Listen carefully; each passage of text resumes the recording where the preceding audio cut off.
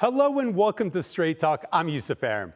From the war in Ukraine to the onslaught on Gaza, finding common ground between bitter rivals has never felt more urgent or more difficult. Into that world, Turkey has stepped forward, leveraging its rare ability to speak to both East and West. Ankara is positioning itself as a global mediator. It's hosting talks, brokering deals, and trying to keep crises from spiraling further. In Europe, the Middle East, and Africa, Turkish diplomacy is now being tested on multiple fronts. Let's go to Alam al-Husseini for this report. In a world riddled with conflict, Turkey stepped in as a mediator, offering rare space for rivals to talk when other channels broke down. Turkey's position is unique. It's a NATO member that still has open lines to Moscow. While resisting pressure to join sanctions, Ankara has kept diplomacy alive, hosting repeated rounds of talks this year between Russia and Ukraine. Bugün Ukrayna'dan Suriye'ye. Our diplomatic strength plays a decisive role in preventing and ending wars. Today, Turkey has become the guarantor of peace, stability, and justice in our region. Today, from Ukraine to Syria, from the Caucasus to the Horn of Africa, Turkey has become an actor that can shape regional dynamics. Dışında kalabilmiş. Ankara's ambitions to mediate conflicts have reached far beyond its doorstep. Across parts of Africa, where mistrust of former colonial powers runs deep, Turkey is positioning itself as a predictable partner. After a bitter dispute between Ethiopia and Somalia, the Ankara Declaration helped pave the way for restoring ties, easing tensions over Ethiopia's push for Red Sea access. I take this opportune moment to express appreciation for the government of Turkey's commitment to peace efforts in the Horn of Africa. President Erdogan has taken the initiative to facilitate a series of discussions at the foreign minister level between the fraternal nations of Ethiopia and Somalia over the past few months. In Sudan, Turkey has offered assistance and mediation as the country descends into a worsening civil war. In the Middle East, Turkey's visibility is even more pronounced. It has participated in Gaza ceasefire negotiations, most notably co-signing the Sharm el-Sheikh Peace Declaration in October, alongside the US, Egypt, and Qatar. Much of this diplomacy requires delicate coordination with Washington. After Erdogan's first White House visit in 6 years, ties have begun a cautious reset. The two sides still differ over Syria, but they are working together in limited areas, including sanctions relief tied to humanitarian access. And Turkey is formalizing its mediating role on the global stage. The Antalya Diplomacy Forum has quickly become a signature event. It draws heads of state and diplomats who see Turkey as a neutral ground to talk, even when they won't meet elsewhere. In a world where diplomacy is shrinking, Turkey has carved out something rare: a seat at almost every table and the leverage that comes with it. Alam al-Husseini, Straight Talk. For more, joining me now from Istanbul is Matthew Bryza. He's a former U.S. ambassador. And also from Istanbul, Zuhal Mert Uzuner. She's a professor at Marmara University. So, 2025, it's been a very, very challenging year, a year full of conflicts, but a lot of attempts for conflict resolution. Now, Matthew, I want to start with you because Turkey has been center stage in a lot of these issues, especially the war on Gaza. We've been looking at what U.S. President Trump has been trying to do, trying to rally countries together, trying to establish some sort of ceasefire, some sort of peace, which, for better or worse, is better than it was towards the beginning of the year, the current state. A stabilization force. This is something that Turkey wants in on. Netanyahu does not want to see Turkish boots on the ground in Gaza. Trump seems to be very keen on the idea of having the Turks on board.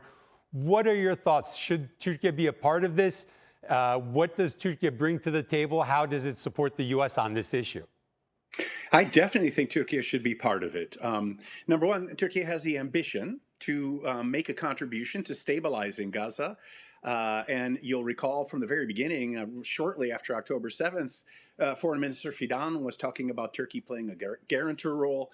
And Turkey, if Turkey does play that role, I think that will alter the calculus both in Ankara and in Jerusalem about tension in Israel-Turkish relations. I understand why Netanyahu doesn't want to think about the Turkish forces participating in the stabilization force, because President Erdogan has been so sharp in his criticism of Israel and of Netanyahu. But if Turkey is there in the force, I think we'll see both leaders moderating their comments. And what Turkey brings to the table as well is, it's, the second largest military in NATO, highly capable, knows the region. Turkish strategic thinkers understand that part of the world, the Levant and the Middle East, better generally than U.S. officials. So Turkey brings a lot to the table.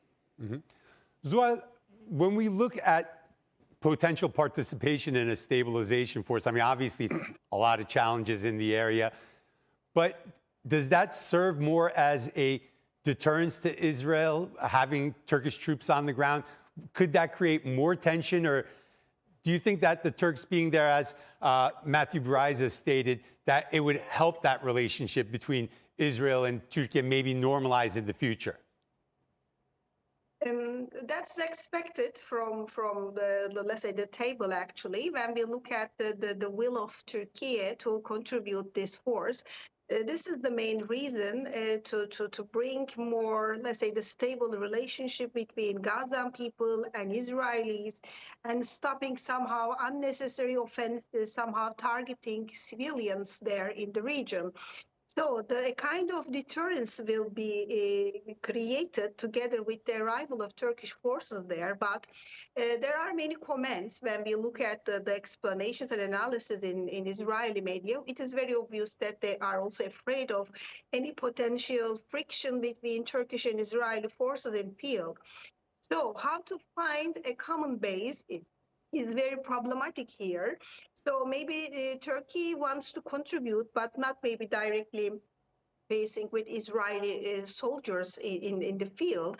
But Turkey is also a very important factor to bring an expertise in the field for the reconstruction of Gaza.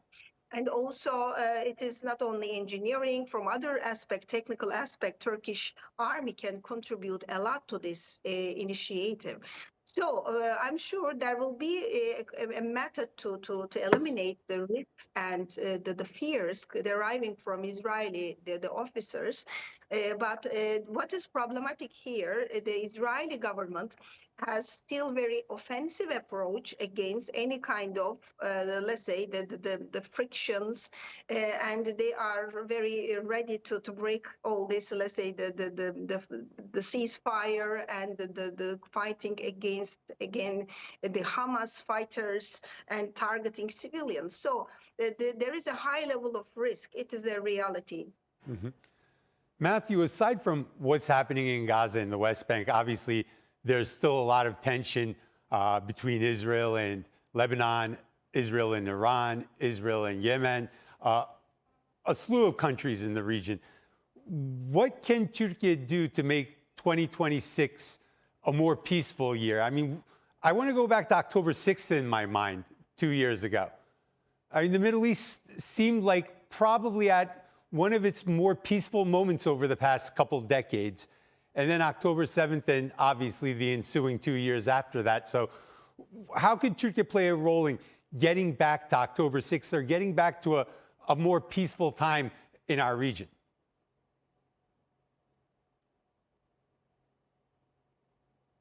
Yeah, you're right, Yusuf. It was then National Security Advisor Jake Sullivan in the Biden administration who famously said just a couple of weeks before October 7th, just what you just underscored, that the Middle East was quieter at that time than it had been in decades. So what disrupted everything was the Hamas slaughter of those Israelis. And Hamas has had its leadership based in or visiting Turkey for years, since my government days. That was the case, and I say that in this case not as something negative, because President Erdogan and Turkey were able to work with Hamas at the beginning of this war to facilitate some freeing of hostages. Several of them were from Thailand, and in fact, the Hamas leadership even said at that time, Turkey deserves credit for these releases of the captives. So, I think the biggest thing Turkey can do to restore that pre-October 6th moment of quiet in the Middle East is to deliver Hamas. It's helped Hamas get to the table. President Trump has recognized that, and if President Erdogan and Turkey can continue somehow finding ways to, I don't know, reassuring maybe isn't the right word, but to persuade Hamas to negotiate in good faith and to fulfill phase 2 of the agreement brokered by President Trump, which will involve Hamas laying down its weapons and leaving. If Turkey can deliver that or help deliver that, that will be a gigantic contribution to regional peace. Mm-hmm. Definitely, Turkey's ability to be able to speak to Hamas and bring them to the table when necessary, it has been very, very important for the peace process and also for U.S. President Donald Trump. Zuhal, I want to also ask you about other regional actors, Qatar, the UAE, Egypt, Saudi Arabia, their relationship with Turkey, especially in regards or vis-a-vis Gaza. Do you think that this type of cohesion has been positive in 2025? Could it have been more? And how do you expect these countries to work together next year? Most probably, they will continue to support this created peace plan. So this kind of support coming from regional countries is also very important to make the breaking the agreement very easily. From that point of view, Israel needs also these regional the allies. As you know, they were trying to support these Abraham Accords and expand this cooperation through these initiatives. So I think their support to the existing ceasefire, first of all, very important to stop the bloodshed. At the next level, going to the second phase, their support will be very vital, especially with support to this, the reconstruction of Gaza, and also creation of these, let's say, the peace force inside the field. So from those aspects, these are important. And also, Qatar has a very specific role, as you know. It's very important U.S. ally in the region, and despite, the Israeli offense against the Qatari air bases, as you can see, U.S. has succeeded to somehow create a positive atmosphere again, and their role to carry out these negotiations with Hamas will be very critical again, together with Turkish support to these facilitation efforts. I want to shift gears now to another conflict that's been vexing us for now over 3 years, war in Ukraine. Black Sea security, Matthew, I mean, there's been an uptick of incidents in the Black Sea, drones entering Turkish soil right now. Black Sea security has definitely been very high on the agenda in Ankara, but also very high on NATO's agenda as well. How do you see Turkey securing the Black Sea without some type of grain corridor deal, without escalating tensions with Russia or Ukraine?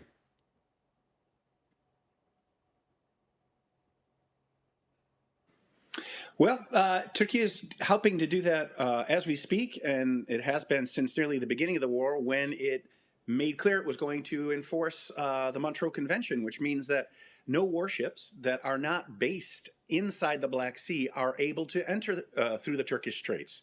That has prevented Russia from reinforcing its Black Sea fleet with ships that are based elsewhere.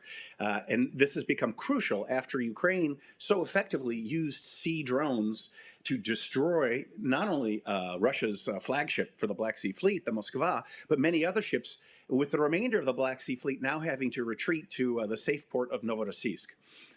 So in addition, to Turkey playing that important diplomatic role and legal role. I think it's the fact that what the big contribution is that Turkey maintains an open negotiating dialogue with both President Zelensky and President Putin. Both of those leaders welcome that dialogue with Turkey. Turkey has repeatedly hosted negotiating phases between the two countries, remains willing to do so. And I think the other key point is that Turkey is consistent in, while on the one hand not joining sanctions against Russia, never flinching from expressing its support for territorial integrity of Ukraine, which means condemning Russia's invasion and providing Ukraine important military technical support. So if Turkey continues doing all those things without flexing its muscles with its own warships in the Black Sea, I think that's making a big contribution, frankly, to persuading President Putin that it's time finally to negotiate in good faith. Until now, he has not. Until now, President Putin has not moderated his extreme goals at all. But now we're starting to hear signs, even from Zelensky himself, that maybe there's some movement toward a ceasefire and toward an agreement. And so if Turkey maintains these strong stances, I think it will be contributing to persuading Putin that now's the time to make peace. Zuhal, I want to ask you very quickly about Syria. Obviously, one of the major concerns right now, Israeli airstrikes at times. The Turks want to help Syria build up its military so it can protect itself and it can also maintain the law and order inside of the country. How do you think Turkey is going to deal with Israel vis-a-vis Syria? Because Turkey has a lot invested. Israel says there's security concerns. So obviously there's a clash right there of interests inside a country that's very important for the region. First of all, Turkish standpoint depends on stability in each country.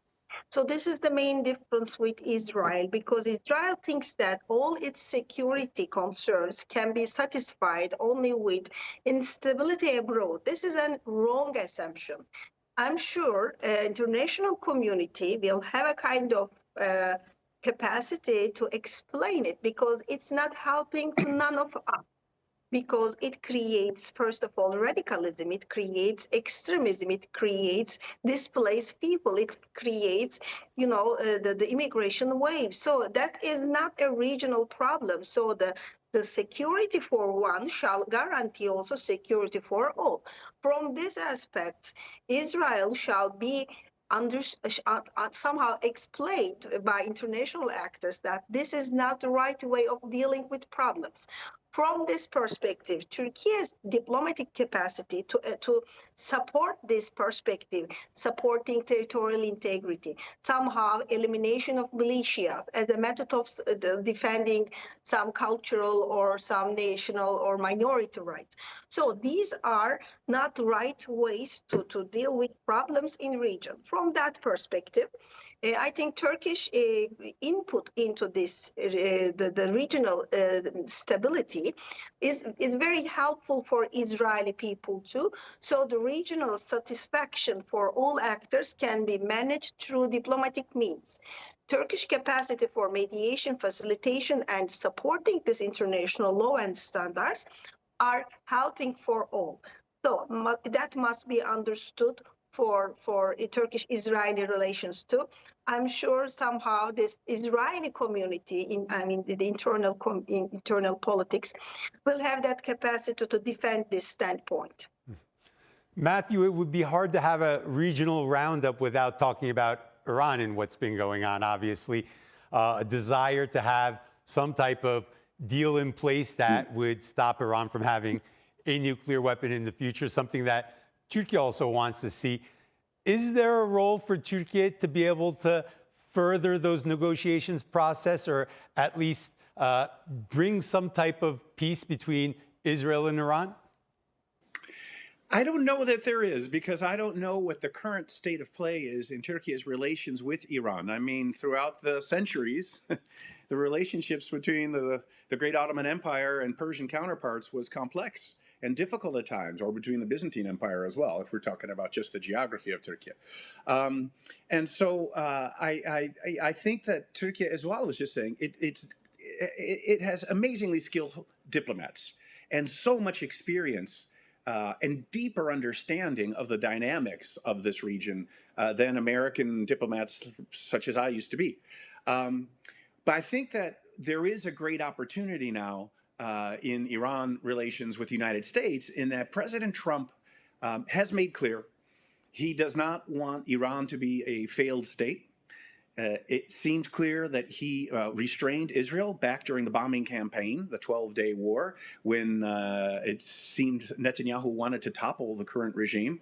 Trump said no and then bombed the nuclear sites. And you'll recall, Yusuf, that right after the U.S. bombing campaign in Fordo and elsewhere, Isfahan, etc., President Trump said, okay, now maybe we can negotiate in good faith, or Iran will negotiate in good faith. In other words, President Trump used force, military force, as a diplomatic tool, and has made clear his only real qualm with Iran now, since it's been effectively not fully disarmed by Israel, but it has no air defenses. So now the main problem is Iran never having a nuclear weapon. But other than that, President Trump, I think, would like to resume constructive negotiations with Iran. And if Turkey, with all of its historical skill in understanding the region, can help pull Iran along, wow, that would also be a huge achievement. I just don't know what the state of play is in Ankara's relations with Tehran. Okay. Zuhal, I want to close out talking a little about Ethiopia, Somalia. This was one of the bright spots for diplomacy, two countries that were basically on the brink of war with each other. Turkey playing a very important role in that process. Now we're seeing a proper bilateral relationship between Somalia and Ethiopia. Do you think that Turkey will continue to be able to have that strong relationship with both countries, and where that relationship with Ethiopia and Somalia, or how will it play a positive role in the Horn of Africa, East Africa, where there's been a lot of tensions over the past decade? Turkish foreign policy in Africa depends on a very important motto: African solutions for African problems. So this approach is very central for Turkish existence in the table. So from that point, we can see Ankara declaration between these two countries were an attempt to solve the problem by referring their priorities. On the one side, one country wants to have free access to the sea, but the other one wants to protect its sovereignty. But at the same time, we need a kind of regional cooperation for benefiting all this trade, or let's say interdependence relationship in the geography. And Africa, with a lot of resources, they have several trade routes, and the sea routes and seaports are critical at that point. From this perspective, Turkey's offer for finding a kind of resolution is a kind of win-win position. Maybe it's not the maximalist approach as explained at the beginning by both countries. We see the resolution depends on this win-win position, because at the end, by having the seaport, what's the target? So utilization of that for more prosperity, economic conduct, interdependence, or development. So Turkish existence in Africa is directly related with this motto: African solutions for African problems, and also win-win solutions for more progress, prosperity, by using African resources for African people. So from that perspective, I think Turkish role in Africa is very critical, and also, there is no baggage of colonial background behind the Turkish activities. So these are promoting Turkish role in Africa, and I think it's very clear in this, let's say, the months.